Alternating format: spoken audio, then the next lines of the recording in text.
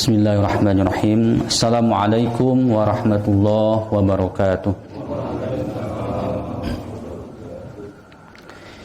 Innal hamdalillah nahmaduhu wa nasta'inuhu wa nastaghfiruh wa na'udzu billahi min shururi anfusina wa min sayyiati a'malina may yahdihillahu fala mudhillalah wa may yudlilhu fala hadiyalah.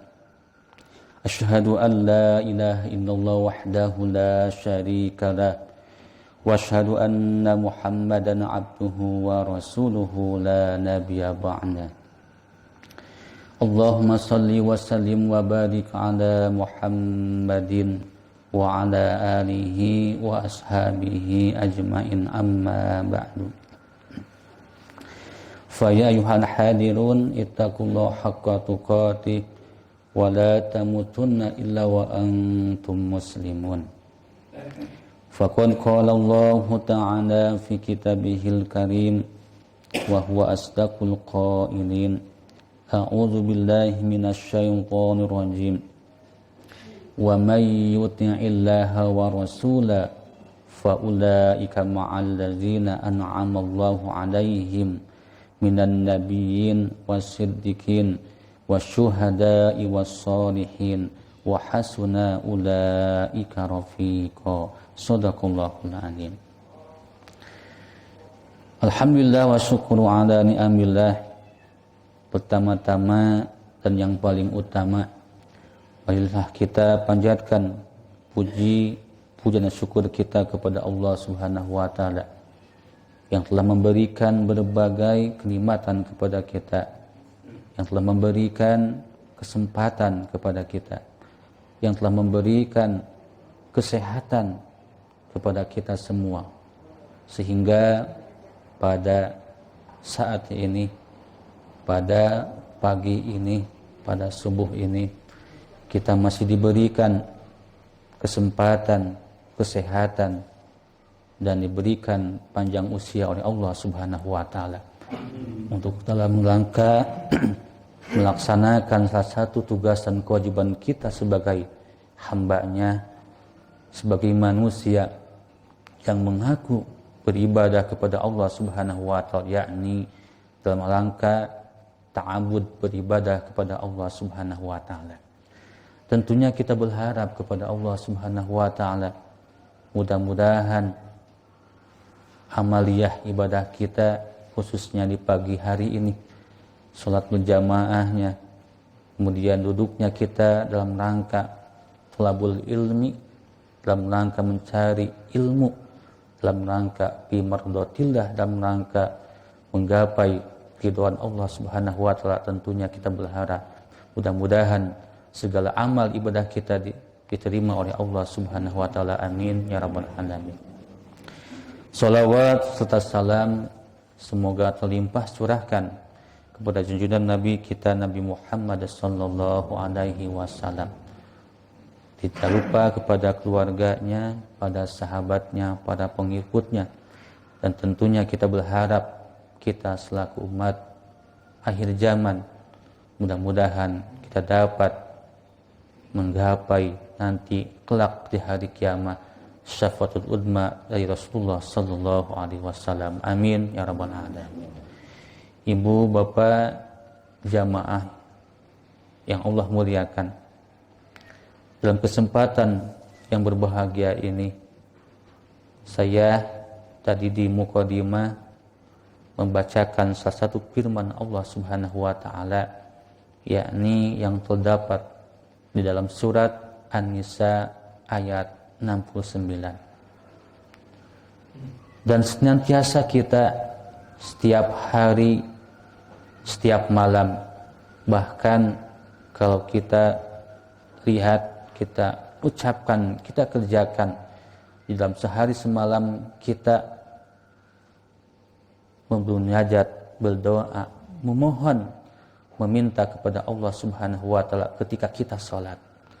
Ketika kita salat, khususnya dalam salat 5 waktu, kita bermunajat, memohon kepada Allah dengan kita membaca surat Al-Fatihah. Di dalam surat dan ayat yang ke-6, ihdinas siratal mustaqim. Kita 17 kali mengucapkan kalimat tersebut. Kita memohon, kita bermunajat kepada Allah, meminta ketika kita dalam salat, dalam sehari semalam 17 kali kalau fardunya. Belum ditambah dengan salat sunat ba'diyah qabliyahnya, sunat muakkadnya. Di dalam setiap hari 5 kali, 17 kali kita memohon, meminta kepada Allah, ihdinas siratal mustaqim. Ya Allah, tunjukkanlah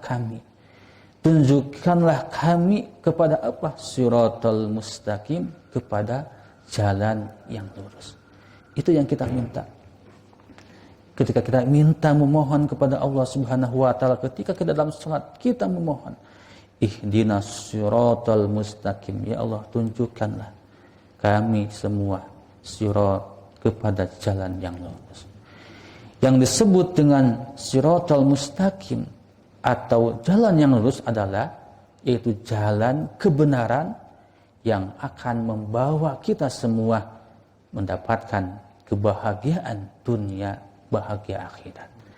Itulah yang kita baca, kita minta kepada Allah ketika kita sholat, ketika kita bermunajat kepada Allah. Ya Allah, tunjukkanlah kami semua kepada jalan yang lurus, yaitu jalan kebenaran yang datang dari Engkau dan Rasul, yang akan membawa kita semua mendapatkan kebahagiaan dunia, bahagia akhirat. Akan tetapi yang di dalam surat tersebut, siratal mustaqim itu apa? Jalan kebenaran itu apa? Maka di dalam ayat selanjutnya, surat Al-Fatihah ayat ke-7 yang senantiasa kita baca di dalam surat, khususnya surat fardu, siratal ladzina an'amta alaihim, yaitu jalan orang-orang yang telah diberikan kenikmatan oleh-Mu. Jadi kita meminta kepada Allah, memohon kepada Allah, bermunajat supaya agar kita ditunjukkan kepada jalan yang lurus, yaitu jalannya orang-orang yang telah diberikan kenikmatan oleh Allah Subhanahu wa taala. Namun di dalam surat ini, ayat ke-7 ini, siratal ladzina an'amta alaihim, tidak disebutkan, tidak ditafsirkan, tidak dijelaskan jalan siapa. Siapa orang yang telah diberikan kenikmatan oleh Allah Subhanahu wa taala. Maka di dalam surat ini tidak dijelaskan, tidak ditafsirkan siapa sih orang yang telah diberikan oleh Allah kenikmatan itu nanti di akhirat kelak itu. Maka di dalam surat, untuk menjelaskan, menafsirkan atau untuk menghubungkan korelasi antara surat Al-Fatihah ayat yang ke-7 dengan surat An-Nisa ayat yang ke-69. Bapak Ibu bisa mengecek ntar setelah pulang di dalam surat An-Nisa ayat yang ke-69. Ini adalah salah satu korelasi, hubungan, tafsiran, penjelasan antara surat Al-Fatihah ayat ke-7 itu.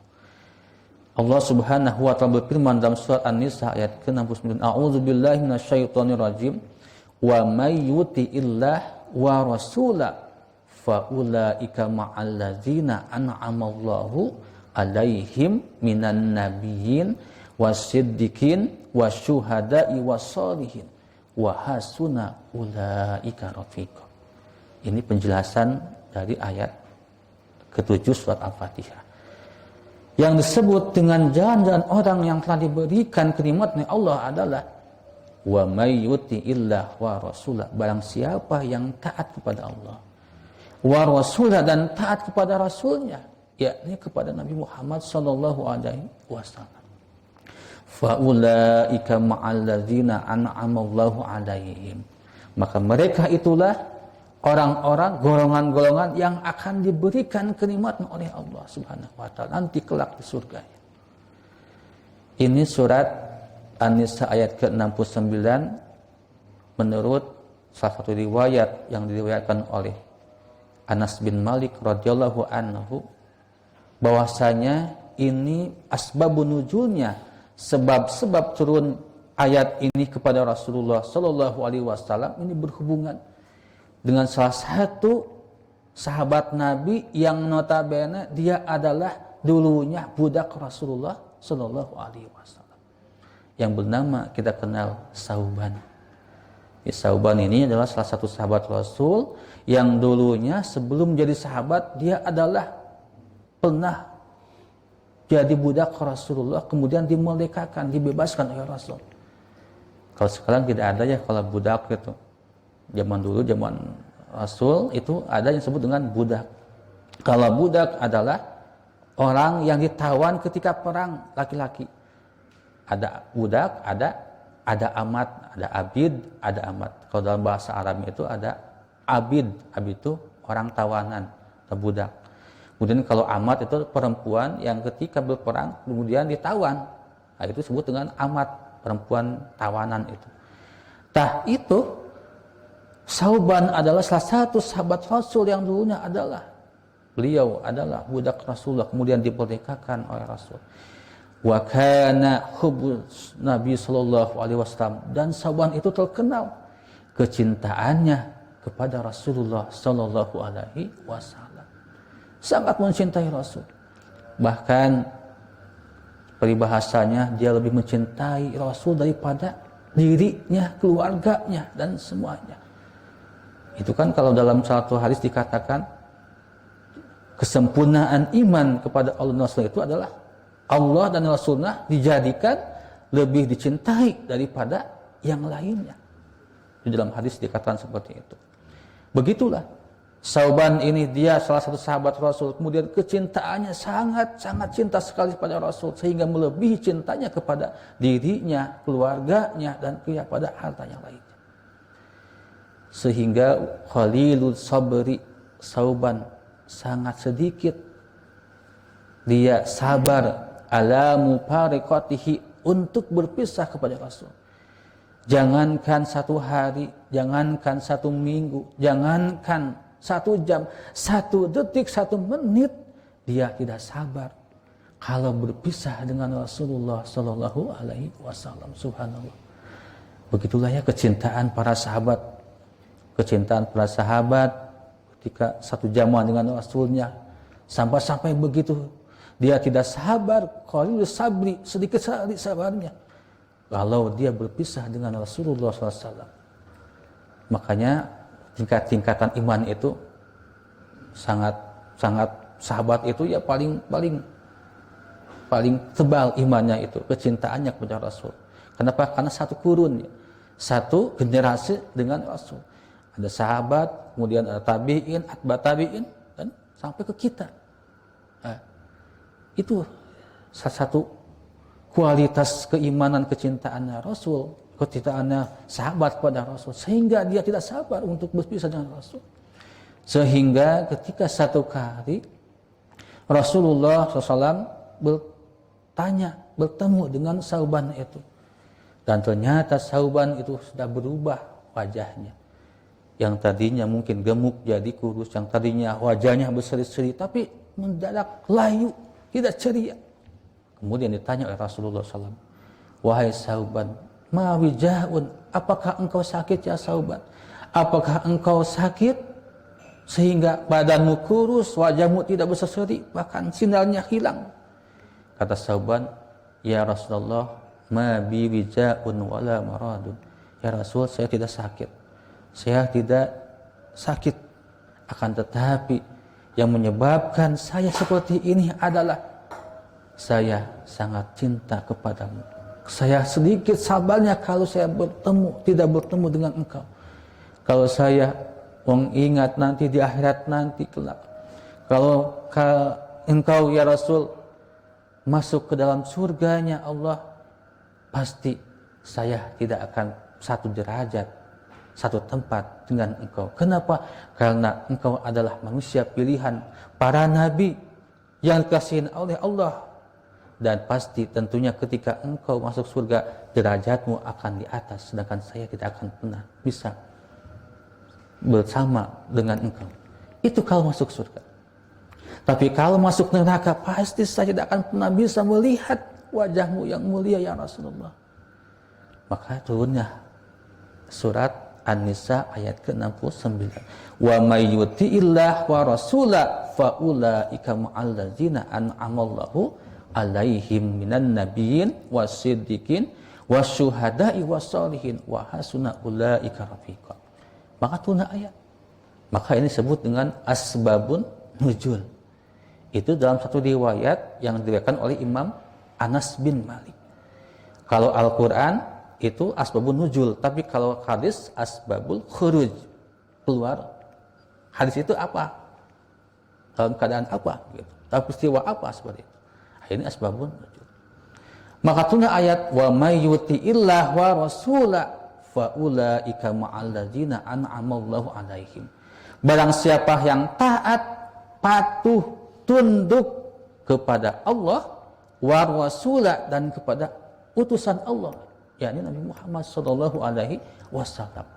Faulaika, maka mereka itulah an'amallahu alaihim, orang-orang, golongan-golongan yang akan diberikan kenikmatan oleh Allah nanti kelak di akhirat nanti, minan nabina, akan dikumpulkan bersama para nabi.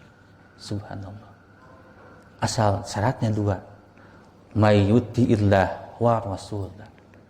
Orang yang taat kepada Allah, patuh kepada Allah dengan cara menjalankan seluruh perintah Allah dan menjauhi segala larangannya. Wa rasulah, dan kepada Nabi Muhammad sallallahu alaihi wasallam. Makanya di dalam ayat ini wa rasulah, di sini kalau rasul itu kan umum ya. Rasul itu adalah hamba manusia pilihan Allah yang diberikan wahyu oleh Allah dan untuk disebarluaskan, diajarkan kepada kaumnya. Itulah Rasul. Kalau Nabi, Nabi itu adalah hamba Allah atau manusia pilihan Allah yang diberikan wahyu namun tidak diperintahkan oleh Allah untuk menyebarkan, mengajarkan wahyu itu. Makanya mungkin kalau Nabi itu sangat banyak sekali. Jadi di antara jumlah Nabi dan Rasul itu paling banyak adalah Nabi. Kenapa? Karena diberikan wahyu tapi tidak diperintahkan untuk menyebarkan, mengajarkan kepada umatnya. Bahkan dalam satu keterangan bahwa jumlah Nabi itu kurang lebih ada 124.000 Nabi. Ada 124.000 Nabi. Dan kalau jumlah Rasul, kesepakatan ulama adalah 313 Nabi. Itu Rasul. 313 Rasul. Jadi kalau yang 124 Nabi itu tidak diwajib, tidak diperintahkan oleh Allah Subhanahu wa taala untuk disebar kepada umatnya. Nah, syaratnya dua, kalau kita umat Rasulullah SAW ingin dikumpulkan nanti kelak bersama Rasul di akhirat nanti, syaratnya dua adalah pertama mayyutiillah, yang kedua wa rasulah, taat kepada Allah, tunduk patuh kepada Allah dan kepada Rasulullah SAW. Nah, di sini adalah Nabi Muhammad SAW. Kenapa? Karena masa zamannya adalah zaman Nabi Muhammad. Makanya ketika kalau ada orang yang dia beriman kepada Nabi sebelumnya, tetapi tidak beriman kepada Nabi Muhammad, utusan Allah, utusan akhir zaman, maka kecintaan, keimanan kepada Nabi sebelumnya akan ditolak. Kenapa? Karena tidak iman kepada salah satu Nabi. Makanya harus semuanya. Namun dalam perihal pelaksanaan, mengaplikasikan, mengamalkan ajarannya, tentunya yaitu pada zaman sekarang. Kenapa? Karena Allah memerintahkan mengutus Nabi akhir zaman, yaitu Nabi Muhammad sallallahu alaihi wasallam. Jadi orang yang taat kepada Allah, taat kepada Rasul, maka kelak di akhirat nanti an'amallahu alaihim, dia akan dikumpulkan bersama orang-orang. Pertama, al-anbiya minan nabiyina, dikumpulkan bersama para nabi. Satu, mulai Nabi Muhammad, mulai Nabi Adam alaihissalam sebagai Abul Bashar, sebagai bapaknya manusia pertama kali diciptakan oleh Allah, hingga Nabi Muhammad, Nabi yang akhir zaman. Itu nanti akan kelak. Namun tentunya di dalam satu keterangan itu tergantung bihasbil manzilah, tergantung derajat tingkatannya. Mungkin dari ilmunya, mungkin dari amalnya gitu. Itu dalam satu keterangan itu. Yang pertama akan dikumpulkan nanti kelak di akhirat nanti itu bersama para nabi. Yang kedua wasiddiqina, bersama orang-orang yang jujur. Bersama orang-orang yang siddiq, yang akan dikomandoi, yang akan dipimpin oleh Abu Bakar As-Siddiq. Kan gitu, kenapa Abu Bakar Siddiq itu disebut Abu Bakar Siddiq? Karena manusia pertama, sahabat Nabi yang pertama membenarkan peristiwa Isra dan Mi'raj. Makanya sebut ya As-Siddiq gitu. Yang tentunya adalah Abu Bakar saja seperti sebelum beliau membenarkan pertama kali sahabat atau mertua Rasul ketika Isra Mi'raj, namanya As-Siddiq, namanya Abu Bakar. Ya, Abu Bakar.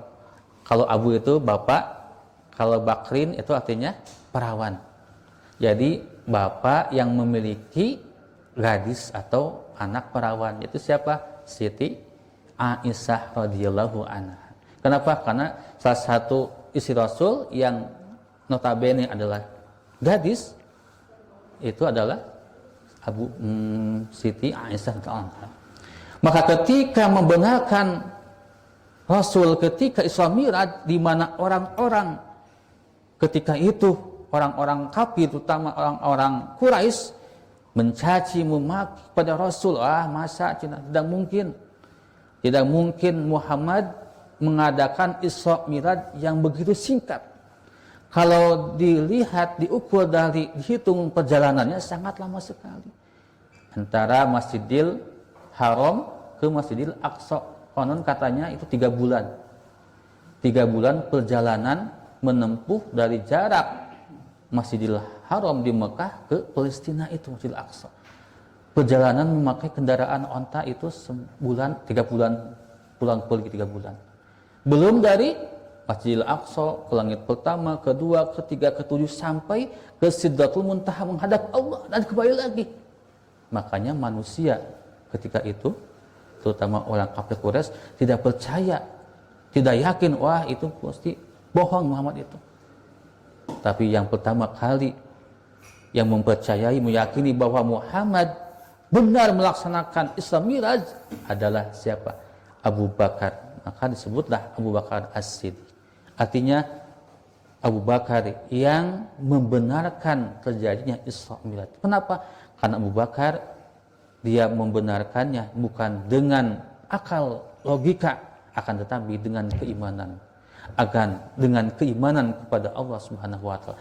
Allah pasti mampu, jangankan sampai ribuan kilometer, tahunan, bahkan dalam 1 detik pun Allah akan mampu. Kalau orang lain, sahabat-sahabat yang lainnya, bahkan orang kafir Quraisy itu hanya mengukurnya, melihatnya dengan logika. Tidak mungkin. Dalam hanya perjalanan 8 jam sudah kembali lagi ke Masjidil Haram, kemudian beliau mengimami sholat subuh, kemudian memberitakan bahwa Rasul telah Isra Mi'raj hanya 8 jam. Kalau dalam ukuran hitungan akal pikiran tidak akan mungkin.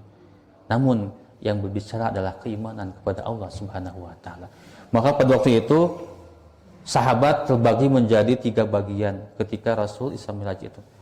Yang pertama ada orang yang yakin bahwa Rasul benar telah melaksanakan Isra Mi'raj. Yang kedua ada orang yang ragu-ragu antara mungkin tidak mungkin. Disebut tidak mungkin, masa Rasul yang notabene beliau diberikan oleh Allah, yaitu oleh para kafir Quraisy itu As-Siddiq atau orang Al-Amin, orang yang jujur, tidak mungkin berbohong. Tidak mungkinnya, mustahil, masa perjalanan jauh, sangat jauh bisa ditempuh dalam waktu singkat 8 jam. Maka ragu-ragu itu. Dan yang ketiga adalah orang yang kafir, orang yang sama sekali tidak percaya Nabi Muhammad melaksanakan Isra Mi'raj dalam waktu yang sangat singkat. Kenapa? Mereka meyakininya bukan dengan keimanan, akan tetapi mereka meyakininya dengan logika, dengan akal pikiran, yang mana menurut akal logikanya tidak mungkin dalam perjalanan yang sangat jauh ditempuh 3 bulan belum ada langit ke-1, ke-2, ribu tahun begitu, bisa dilakukan dalam satu waktu 8 jam atau saat singkat. Mereka bicara dengan pikiran. Maka disitulah Abu Bakar, manusia yang sahabat pertama kali yang diberikan julukan As-Siddiq, Abu Bakar As-Siddiq. Abu Bakar yang telah membenarkan tentang Islam itu. Nanti kelak kita ketika taat kepada Allah, taat pada Rasul, insya Allah ketika kita kelak di akhirat nanti akan dikumpulkan oleh Allah bersama as-siddiqin, orang-orang yang jujur yang akan dikomandoi oleh Abu Bakar As-Siddiq nanti kelak. Kemudian wasyuhada'i, dan orang yang mati syahid. Orang yang mati syahid atau syuhada adalah orang yang gugur di medan perang, kemudian dengan tujuan bi'i'la'i kalimatillah, untuk menegakkan agama Allah, yaitu ad-dinul Islam, agama Islam. Kemudian perang, kemudian dia gugur, maka itu syahid. Dan yang terakhir adalah wassolihina, orang yang soleh. Yang disebut dengan orang yang soleh adalah tafsir menjelaskan alladzina sarifu a'marahum fi ta'atihi wa a'malahum fi mardatihi. Orang yang soleh adalah orang yang mendayagunakan, orang yang memanfaatkan usia-usianya ketika masa hidupnya di dunia ini di fi mardatihi, fi ta'atihi, dalam ketaatan kepada Allah, wa a'malahum, dan mendayagunakan, memanfaatkan, mentasarufkan harta-harta yang tadi diberikan oleh Allah, titipannya dari Allah kepada mereka, fi mardatihi, dalam ridho kepada Allah Subhanahu wa taala. Itulah orang yang disebut dengan orang yang soleh. Ternyata orang yang soleh itu bukan hanya namanya yang pas soleh, bukan.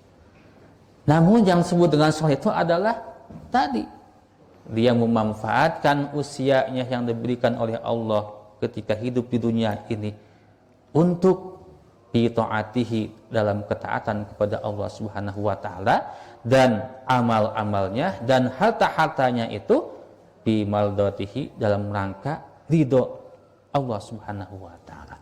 Nanti kelak di sana dikumpulkan oleh Allah orang yang soleh itu. Maka dalam satu riwayat yang diriwayatkan oleh Aisyah radhiyallahu anha, Rasulullah bersabda, man ahabballaha ta'ala aksara zikrahu. Tanda orang yang cinta kepada Allah itu, maka aksara zikrahu, tanda cirinya itu adalah banyak menyebut nama Allah. Tanda orang yang taat, tanda orang yang cinta kepada Allah adalah dia memperbanyak menyebut nama Allah Subhanahu wa taala. Lisannya banyak berzikir, lisannya basah menyebut nama Allah Subhanahu wa taala. Maka kita kenal disebut dengan zikirnya itu. Dalam satu riwayat dikatakan zikir itu banyak ya, ada subhanallah, walhamdulillah, wala ilaha illallah, wallahu akbar, subhanallah, atau lafaz Allahu akbar. Bahkan dalam hadis dikatakan kalimatani khafifatani fil lisan. Ada dua kalimat yang mudah diucapkan, enteng diucapkan, akan tetapi sakilatani fil mizan. Justru dampaknya dua kalimat ini sangat dampaknya besar sekali, akan memberatkan timbangan nanti di yaumil kiamah, yaitu mizannya. Maka kita ketika di akhirat nanti kita akan melewati fase mizan. Mizan itu adalah ditimbangnya semua amal kita.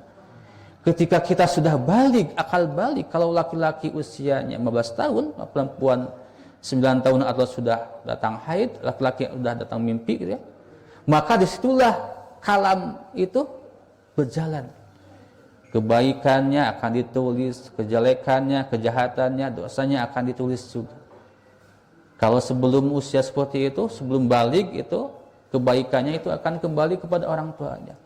Kita punya anak atau cucu usianya belum balik, sekitar 7 tahun atau 5 tahun, dia sholat, puasa, beribadah, mengaji, maka kebaikannya itu akan kembali kepada orang tuanya. Namun kalau sudah akil balik, sudah dewasa, maka semua amalnya itu akan dipertanggungjawabkan kepada orang tersebut. Nah, maka ketika nanti di yaumul kiamah, mizan, timbangan, semua amal kita akan ditimbang. Ya, mulai ketika kita balik, kebaikan, kebajikan, kejahatan, dosa, kesalahan, itu akan dicatat, akan ditulis gitu, dan nanti akan dipertanggungjawabkan di yaumil kiamah, sebut dengan yaumil mizan, hari ketika ditimbangnya amal. Maka di situ ada orang yang berat timbangannya ke kanan. Berarti kalau timbangannya berat ke kanan, maka ashabul yamin, orang itu adalah penghuni yamin, akan dia selamat. Akan tetapi kalau ketika timbangan itu ke kiri lebih berat, maka na'udzubillah summa na'udzubillah, itu berarti sebut dengan golongan yang ashabul shimal, itu celaka. Ada juga ketika nanti di akhirat nanti itu timbangannya sama antara kebaikan, kebajikan dan kesalahan atau dosa, itu sama. Konon katanya dalam satu riwayat di dalam surat Al-Qaf, ibu bapak bisa mengecek nanti di surat itu ada surat Qaf, ashabul Qaf, penghuni Qaf, gunung Qaf ini adalah di mana amal ibadahnya sama, timbangannya itu sama, seimbang antara kanan dan kiri, antara kebaikan, kebajikan dan antara kejahatan sama, maka akan disimpan di ashabul Qaf, di gunung Qaf itu. Dia akan melihat, ketika dia melihat ke kanan ada penghuni surga, subhanallah. Kemudian di kiri akan melihat orang yang masuk ke dalam neraka di situ. Itu salah satunya adalah amal yang seimbang antara kebaikan dan keburukannya sama. Itu akan ditempatkan di ashabul Qaf atau gunung Qaf itu. Dan nanti adanya di surga nanti, antara tengah-tengah surga dan neraka itu. Nah, nanti ketika kita ya mengucapkan dua kalimat yang ketika diucapkan sangat mudah sekali, dua kalimat yang mudah ucapkan, ringan diucapkan oleh lisan kita, akan tetapi dampaknya sakilatani fil mizan, berat timbangan nanti di hari kiamat. Kalimat apa gerangan? Subhanallah walhamdulillah wala ilaha illallah wallahu akbar. Ketika bapak ibu mengucapkan subhanallah walhamdulillah wala ilaha illallah wallahu akbar, mudah, ya, mudah, tidak berat. Khafifatan fil lisan, enteng, mudah mengucapkannya kalimat tersebut. Subhanallah walhamdulillah wala ilaha illallah wallahu akbar. Itu mudah sekali. Sambil berjalan, sambil berbaring, sambil duduk, ya istilahnya sambil berlari pun kita mudah mengucapkannya. Namun dampaknya dari ucapan itu akan memberatkan nanti di yaumil mizan. Nanti ketika ditimbang oleh malaikat, ternyata ucapan itu akan melebihi, memberatkan kanannya. Subhanallah. Ini salah satu hadis ya yang diriwayatkan oleh Imam Al-Bukhari ini. Di Sahih ini seperti itu. Nah, jadi salah satu tanda cinta pada Allah itu adalah yaitu kita banyak mengucapkan nama Allah dengan salah kita berzikir. Subhanallah walhamdulillah. Apalagi ketika kita setelah pada salat ya, istighfar minimal 33 kali minimal. Kalau maksimal banyak.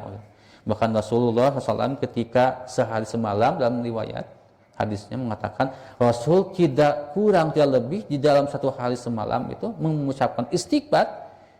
Ada yang mengatakan 100 kali, ada yang riwayat lain mengatakan 70 kali. Rasul tidak kurang lebih dari 70 atau 100 kali. Padahal Rasul sudah dijamin oleh Allah diampuni ma taqaddama min danbihi wa ma ta'akhkhar. Rasul akan dijamin oleh Allah diampuni dosa sebelum dan sesudahnya. Namun Rasul tidak mentang-mentang beliau sudah bersih, sudah dijamin dosa sebelum dan sesudahnya diampuni Allah, kemudian tidak mengucapkan istighfar. Tidak. Artinya mengajarkan kepada kita umatnya bahwa kita senantiasa beristighfar, memohon ampun akan dosa-dosa yang kita lakukan. Kenapa? Karena tidak ada dosa yang besar kalau kita beristighfar, mohon ampun kepada Allah, dosa yang besar pun akan hilang, akan lebur, akan diampuni oleh Allah. Namun ketika kita melakukan dosa, ini mah dosanya kecil, ini mah kecil. Tapi ketika terus-menerus kita lakukan tanpa kita istighfar, tanpa kita bertobat kepada Allah, maka dosa tersebut akan membesar dan akan banyak hingga menjadi dosa yang sangat besar. Na'udzubillah, summa na'udzubillah. Kan kita ketika pada sholat istighfar, astagfirullahaladzim, begitu. Dan ini salah satu tanda kepada cinta pada Allah adalah ayyadkurahu, menyebut nama Allah, menyebut asma Allah, menyebut, berzikir, mengingat kepada Allah lisan kita. Wasamratuhu, dan buahnya dari kita mengingat Allah itu, memperbanyak mengingat Allah itu adalah Allah akan mengingat kita dengan curahan rahmat dan kasih sayang maghfirah Allah Subhanahu wa taala. Kemudian waman, dan siapa yang mencintai Rasul, man ahabba ar-rasula, barang siapa yang cinta akan Nabi Muhammad SAW, maka tandanya aksara min zikrihi.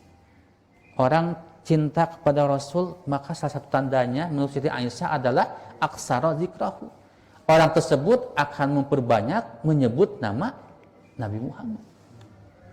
Ya, aksara zikrahu. Dan salah satunya adalah ketika memperbanyak menyebut Rasul itu dengan kita memperbanyak membaca sholawat atas Nabi Muhammad Sallallahu Alaihi Wasallam. Mengapa? Karena diperintahkan. Kita diperintahkan oleh Allah untuk membaca sholawat kepada Nabi. Dalam surat, salah satu surat Al-Ahzab kalau nggak salah, ayat 58, Allah berfirman, innallaha wa malaikatahu yusholluna 'alan nabi. Sesungguhnya Allah dan seluruh malaikatnya Allah yusholluna 'alan nabi, bersalawat kepada Nabi Muhammad sallallahu alaihi wasallam. Maka kata Allah, sallu wa taslimu, wa ya ayyuhalladzina amanu sallu wa taslimu wa sallimu taslima. Wahai orang-orang yang beriman, maka bacalah salawat kepada Nabi, wasallamu, dan bacalah salam kepada Nabi. Maka inilah salah satu tanda kita sebagai umat Nabi Muhammad yang mencintai Rasul itu, tandanya adalah memperbanyak membaca salawat. Ada kaidah mengatakan man ahabba syai'an aksara zikrahu. Kaidah mengatakan barang siapa yang cinta sesuatu, maka dia akan memperbanyak menyebut nama orang tersebut. Contoh ketika dulu mungkin ya, ketika masih muda, contoh ada orang pemuda yang dia cinta kepada seorang, maka dia akan menyebutkan nama itu. Ketika bertemu dengan temannya, pasti yang disebutkan adalah orang tersebut. Ketika dia bertemu dengan yang lainnya, pasti obrolannya itu seperti itu. Dulu punten ya, penginten dulu ketika zaman apa ya, ketika ramenya lagi aktualnya gitu, itu tentang batu akik. Sampai-sampai orang-orang ketika itu menyebutkan di mana-mana, di sini batu akik, nyebut di sini batu akik. Artinya orang yang mencintai sesuatu, maka dia akan sering menyebut nama orang tersebut. Begitu pula ketika dia akan meninggalnya, wafatnya, yang akan disebut adalah itu saja. Contoh, ada salah satu kejadian zaman dulu itu, ada seorang pedagang, dia pedagang roti kadet di Andir itu, di stasiun Andir itu. Ada seorang pedagang, dia biasanya jualan di Andir itu, kan ada stasiun Andir itu, dagang jualan roti kadet. Setiap yang diomongkan itu adalah roti kadet, roti kadet, rasa coklat, rasa keju, begitu pokok. Setiap kali diucap-ucap itu, sehingga ketika dia meninggal pun yang disebutnya apa? Roti kadet. Contoh ketika ternyata begitu dia melintasi rel kereta api, Allah alam gitu ya, kenapa nggak tahu apa dia tuli atau gimana, ini udah takdir Allah.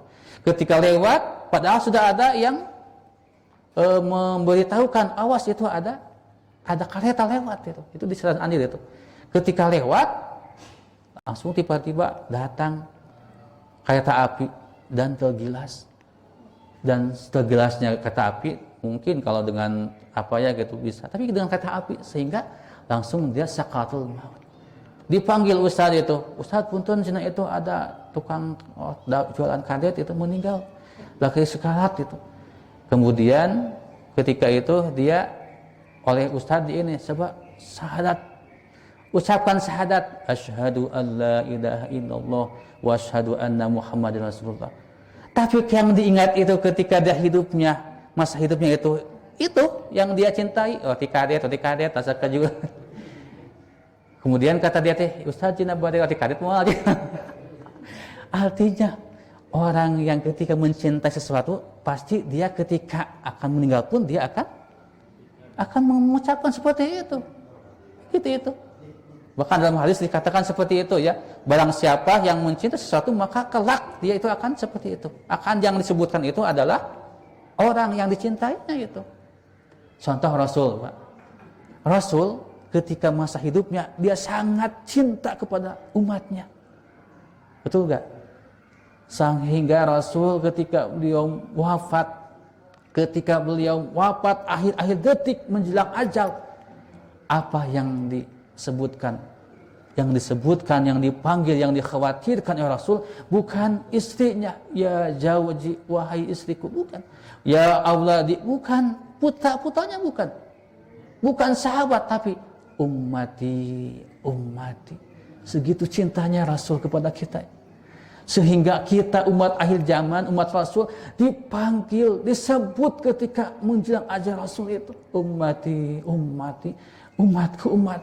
Rasul sangat mencintai kita semua. Rasul sangat merindukan kita.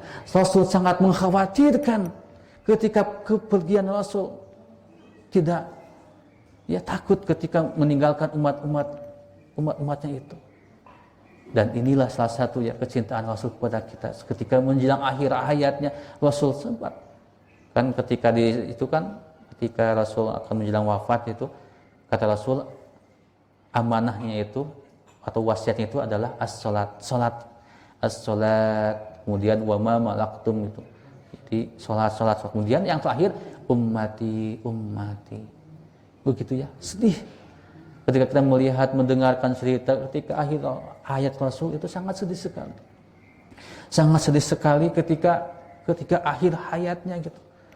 Bahkan Rasul mengkhawatirkan kita semua, takut sepeninggal Rasul kita jauh dari ajaran Rasulullah sallallahu alaihi wasallam. Maka yang dipanggil adalah umatnya, umat Rasulullah. Maka salah satu tanda cinta Rasul adalah yaitu memperbanyak kita membaca sholawat. Karena dengan memperbanyak kita membaca sholawat, menyebut nama Rasul, ini jadi tanda satu, kecintaan kita kepada Rasul. Kedua, menjadi tanda kelak nanti, jadi tanda ciri bahwa kita mencintai Rasul kelak nanti di akhirat nanti. Ini kelihatan begitu, oh ini orang. Bahkan kan ketika salah riwayat dikatakan nanti di akhirat itu ada bendera Rasul gitu. Jadi umat Rasul dipisahkan gitu, tidak akan berbaur dengan umat-umat sebelumnya. Umat Nabi Adam, Nabi Musa, Nabi Nuh, Nabi Isa, tidak. Akan tetapi akan dipisahkan. Bahkan yang pertama kali membuka syafaat, ya, diputuskan, diponiskan masuk surganya atau tidaknya, itu adalah Rasul.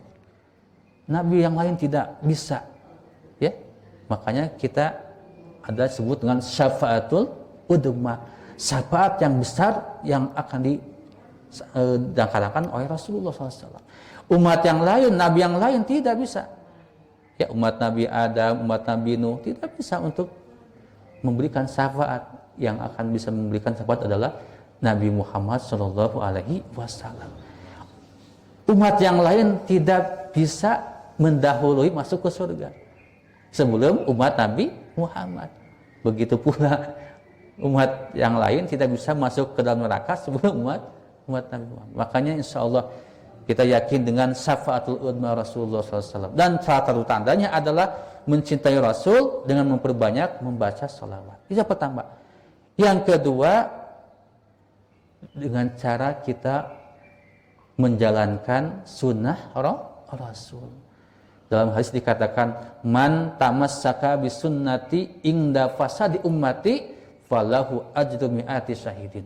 Barang siapa yang tamassaka, yang istiqomah menjalankan sunnah Rasulullah SAW, nah ketika terjadi kerusakan umat di mana-mana, bid'ah di mana-mana, maka falahu ajru mi'ati syahidin, maka baginya akan diberikan oleh Allah yakni 100 pahala orang yang mati syahid. Subhanallah.